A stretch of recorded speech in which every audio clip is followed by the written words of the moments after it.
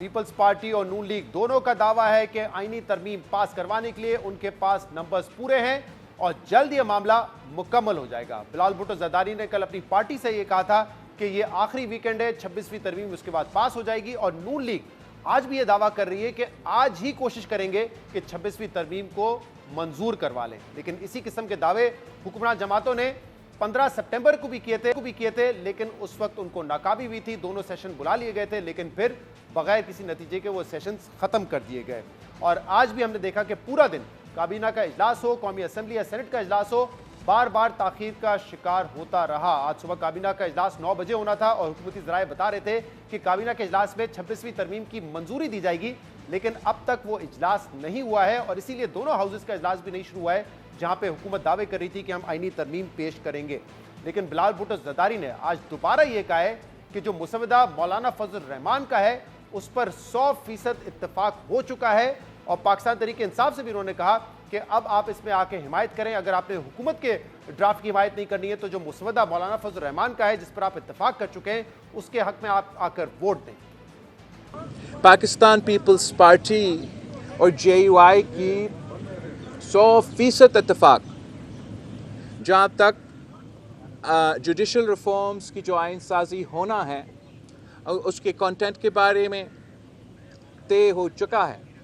मेरा ख्वाहिश ये है कि मौलाना फजल रहमान साहब, JUI खुद जो हमारा आपस का तय शुदा अग्रीड कंसेंसस जुडिशल रिफॉर्म्स की लेजिस्लेशन है कि मौलाना साहब खुद वो बाकायदा पार्लियामान में पेश करें। जो पीपल्स पार्टी और JUI की ड्राफ्ट है वो जिस तरीके से मौलाना फजल रहमान साहब चाहता था वैसे ही अलिफ बे पे कॉमा फुल स्टॉप एग्जैक्टली है।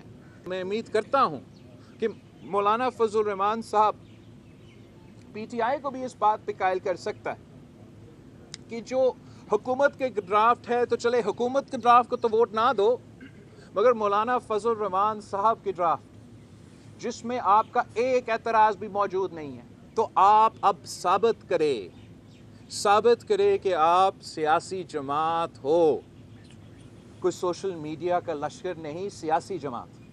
आपकी सियासी मुतालबात माने गए हैं। सियासत में कभी भी कोई अपना 100% कामयाबी हासिल नहीं करते। सियासत नाम है कॉम्प्रोमाइज़ का।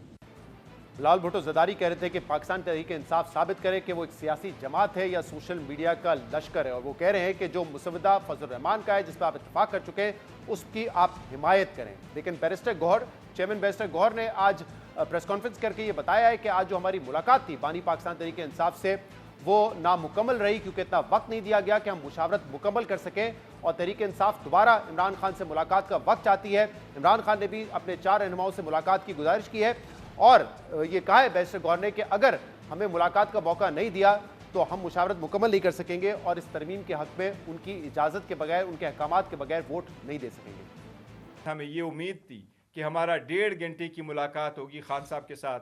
अभी हमारी 45 मिनट की मुलाकात नहीं हुई थी कि पुलिस वालों ने कहा कि मुलाकात का टाइम ख़त्म हुआ, इसलिए हमारी जो मशावरत है वो खान साहब के साथ मुकम्मल नहीं हो सकी। लेकिन जितनी मशावरत हमने खान साहब के साथ की इस कॉन्स्टिट्यूशनल अमेंडमेंट पे, खान साहब ने ये ख्वाहिश जाहिर किया कि बड़ा सीरियस मैटर है, हम इसलिए इस पे मज़ीद एंगेजमेंट मौलाना साहब के साथ जारी रखेंगे। खान साहब ने 4 नाम बताए हैं।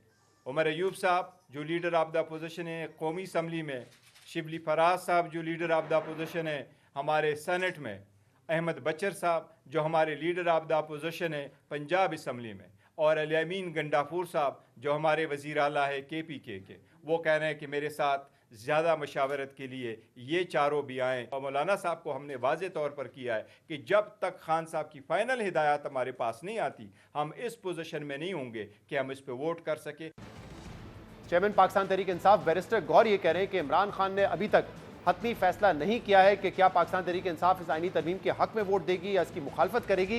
लेकिन जियो न्यूज़ के नुमाइंदे एजाज सईद की यह खबर सामने आई थी जिसमें उन्होंने बताया था कि बानी पाकिस्तान तहरीक इंसाफ ने अपने रहनुमाओं को यह कहा है कि अगर जल्दबाजी में यह तरमीम मंजूर करवाने की कोशिश की जाएगी तो फिर इसकी मुकम्मल तौर पर मुखालफत की जाए।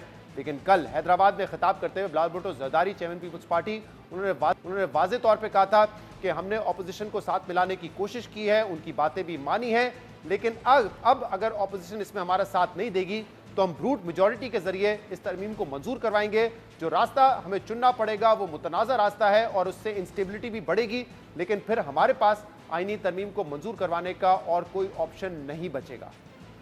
अगर ऑपोजिशन इतने सारे कॉम्प्रोमाइजेस के बाद आज भी हमारे साथ नहीं दे सकते हैं तो मैं मजबूर होऊंगा, मुझे मजबूरन मुस्लिम लीग नवाज और उनके एक्स्ट्रा मेंबर्स के साथ मिलके ब्रूट अक्सरियत पे कानून साजी, आइन साजी करना पड़ूंगा। इसलिए हमारे लिए ये जरूरी है कि हम बरादरी की नुमाइंदगी का फोरम बनाएं। वो बराबर की नुमाइंदगी मैं ऑपोजिशन के साथ लेना चाहता हूं। अगर ऑपोजिशन मेरे लिए दरवाजे बंद कर देते हैं तो जो रास्ता है, जो मुतनाज़ा रास्ता है, जो मेरा पसंदीदा रास्ता नहीं है, जिसका मैंने हर कोशिश किया कि मैं ये रास्ता पे ना चलूं, उसी रास्ता पे चलना पड़ेगा। तो बिलावल साहब कह रहे थे कि जो मुतनाज़ा रास्ता है वो चुनना पड़ेगा। और आज हुकूमत का जो मौक़िफ़ है, राना सनाउल्लाह, ख्वाजा आसिफ अता तारक तीनों ये कह रहे थे कि आज या कल में ये तरमीम मंजूर करवा ली जाएगी। इस पर हम मज़ीद बात करेंगे। एजाज़ सैयद इस वक्त हमारे साथ मौजूद है। एजाज़ सैयद साहब, बहुत बहुत शुक्रिया ज्वाइन करने के लिए। हुकूमत तो दावे कर रही है, नंबर पूरे हैं, फजल रहमान साहब ऑन बोर्ड हैं, 100% इत्तफाक हो चुका है, तो फिर ये असेंबली में या काबीना के इजलास में पेश क्यों नहीं की जा रही? और पूरा दिन जो काबीना का और सेनेट और कौमी असेंबली का इजलास से क्यों बार बार मुलतवी होता रहा? शहजाद, जो हुकूमत है, अगर हुकूमत का ये दावा देखें कि उनके पास नंबर्स पूरे हैं, तो फ्रैंकली स्पीकिंग हुकूमत का दावा गलत नहीं है। लेकिन एट द सेम टाइम अगर आप एथिकल और एक आला पार्लिमानी उसूलों के तहत उन नंबर्स को देखें तो वो नंबर उस तरह से पूरे नहीं है। वो नंबर्स ज़ाहिर है फ्लोर क्रॉसिंग करके या बंदों को खरीद करके या बंदों को अल्योर करके नंबर पूरे हैं। मौलाना फजल रहमान जो है, मौलाना फजल रहमान ब्रॉडली हुकूमत से एग्री करते हैं, लेकिन मौलाना फजल रहमान ये भी चाहते हैं कि पाकिस्तान तहरीक इंसाफ को किसी तरीके से वो कायल करें और पाकिस्तान तहरीक इंसाफ को इस पॉइंट के ऊपर लेके आए कि पाकिस्तान तहरीक इंसाफ उनके फैसले की हमायत करे। तो बेसिकली मौलाना फजल रहमान है वो ये चाह रहे हैं कि वो पाकिस्तान तहरीक इंसाफ को इस सारी अमेंडमेंट का हिस्सा बना दें, और ज़ाहिर हुकूमत भी ये चाहती है। और हुकूमत असल में डिपेंड कर रही है मौलाना फजल रहमान के ऊपर, और मौलाना फजल रहमान डिपेंड कर रहे हैं पाकिस्तान तहरीक इंसाफ की हमायत के ऊपर। और क्या आपने आज खबर भी दी कि इमरान खान ने कहा है कि अगर ये जल्दबाजी में कर रहे हैं तो फिर जो है आप इसकी मुखालफत करें। तो इस वक्त तो हुकूमत कह रही है कि आज या कल में हम इसको मंजूर करवा लेंगे, और जाहिर सी बात है 25 तारीख की जो 25 तारीख है वो अहम है। तो आपको लग रहा है कि पीटीआई ऑन बोर्ड आ सकेगी? क्योंकि वो तो कह रहे हैं कि बानी पीटीआई जब तक नहीं हमें गो हेड देंगे हम नहीं वोट करेंगे। देखिए 25 तारीख ही अहम है और कोशिश यही है कि 25 तारीख से पहले ये सब कुछ हो जाए। लग नहीं रहा कि पीटीआई इसकी हमायत करेगी, लेकिन मेरी आज कुछ पीटीआई के लोगों से बात हुई है जो उनके लीगल अफेयर्स को देखते हैं। उनका कहना यह है कि हम अगर इसकी हमायत नहीं करेंगे तो कम से कम हम ईवान के अंदर ज़रूर मौजूद होंगे और ईवान के अंदर बैठ के हम इसकी मुखालफत करेंगे।